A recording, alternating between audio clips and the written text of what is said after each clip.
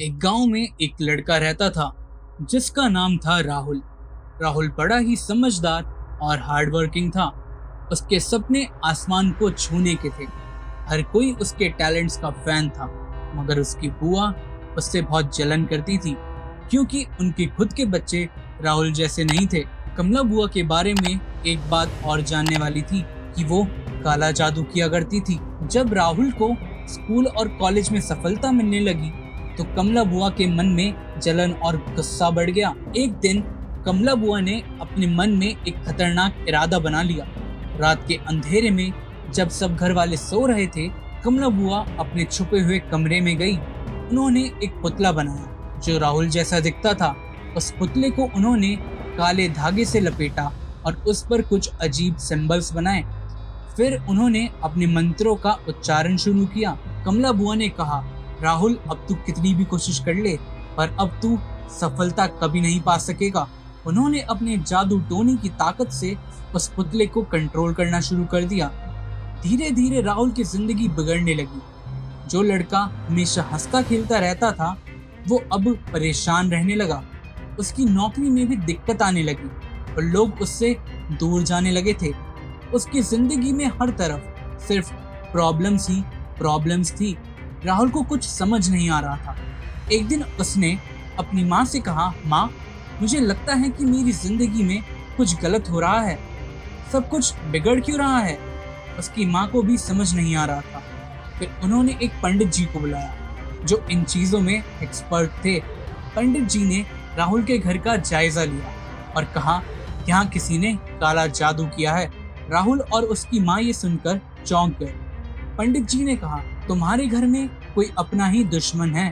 उन्होंने एक रात का मुहूर्त निकाल कर कहा, आज रात को हम इस काले जादू का तोड़ करेंगे। उस रात पंडित जी ने अपनी पूजा शुरू की। कमला बुआ को पता चल गया कि उनका राज सामने आ गया है। उन्होंने अपने काले जादू को और ज्यादा शक्ति से यूज करना शुरू किया। कमला बुआ ने अपनी एक पुरानी खतरनाक किताब निकाली जो उन्होंने कभी खोली नहीं थी।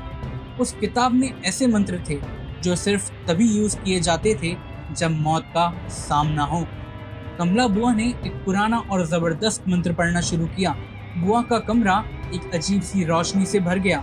जैसे ही उन्होंने अपना मंत्र पूरा किया, राहुल की मरने जैसी हालत हो गई और कमला बुआ ने मुस्कुराते हुए कहा, अब देखते हैं कि कौन जीतता है। लेकिन पंडित जी भी माहिर थे। उन्होंने अपने मंत्रों से एक ऐसा सुरक्षा कवच बनाया और कहा, कमला, तेरी बुराई अब खत्म होने का समय आ गया है। उन्होंने अपनी पूजा तेजी से करनी शुरू की। अचानक एक जोर का धमाका हुआ और कमला बुआ का कमरा टूट गया। कमला बुआ बेहोश हो गई। कमला बुआ को हॉस्पिटल ले जाया गया, लेकिन उनको होश नहीं आया। डॉक्टर ने कहा, ये हमेशा के लिए कोमा में जा चुकी हैं। लेकिन उस रात को कमला बुआ का आखिरी मंत्र राहुल पर एक बुरा असर छोड़ गया था। राहुल फिर से अपनी जिंदगी और करियर में तरक्की करने लगा, लेकिन उसके ख्वाब में अक्सर कमला बुआ का चेहरा आता था। उस चेहरे पर एक अजीब सी मुस्कान होती थी, जैसे कहती हो, मैं वापस आऊंगी। राहुल की जिंदगी कुछ समय तक शांत रही, लेकिन एक रात जब सब सो रहे थे, एक अजीब सी आवाज ने सबको जगा दिया। राहुल को बाहर एक भूतिया चेहरा दिखा।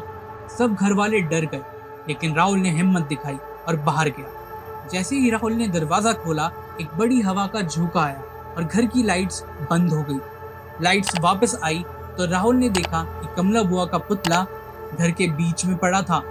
उस पुतले से खून बह रहा था। राहुल समझ गया कि ये कमला बुआ की आत्मा का काम था। उसने तुरंत पंडित जी को बुलाया। पंडित जी ने कहा, ये भूत का साया है, तुम्हें इस घर को छोड़ना पड़ेगा। लेकिन राहुल ने कहा, हम इसे नहीं छोड़ सकते। पंडित जी ने एक पूजा शुरू की, लेकिन कमला बुआ की आत्मा बहुत शक्तिशाली थी। उसने घर में आग लगा दी। राहुल और उसकी फैमिली ने मुश्किल से अपनी जान बचाई। कमला बुआ की आत्मा और ज्यादा खतरनाक होती जा रही थी। एक दिन जब राहुल ऑफिस जा रहा था, उसकी कार का ब्रेक फेल हो गया और उसका एक्सीडेंट हो गया। राहुल को बहुत चोट आई। उसकी माँ ने हॉस्पिटल में रो रो कर कहा, कमला ने हमें कभी चैन से नहीं जीने दिया। कुछ दिनों बाद राहुल ठीक ठाक होकर घर वापस आया और उसने फिर पंडित जी को कांटेक्ट किया। फाइनली राहुल ने पंडित जी से कहा, पंडित जी, मुझे कुछ करना होगा। मैं अपनी फैमिली को ऐसे नहीं देख सकता। पंडित जी ने राहुल को एक आखिरी पूजा का सजेशन दिया, जिसमें राहुल को अपनी जान की बलि देनी थी।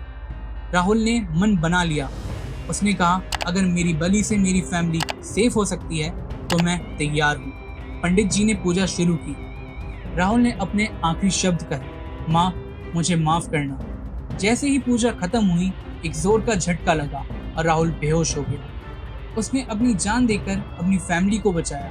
राहुल की बलि ने कमला बुआ की आत्मा को हमेशा के लिए शांत कर दिया। इस तरह एक कहानी खत्म होती है, लेकिन राहुल की बलि और उसकी कुर्बानी को कोई नहीं भूल सकता।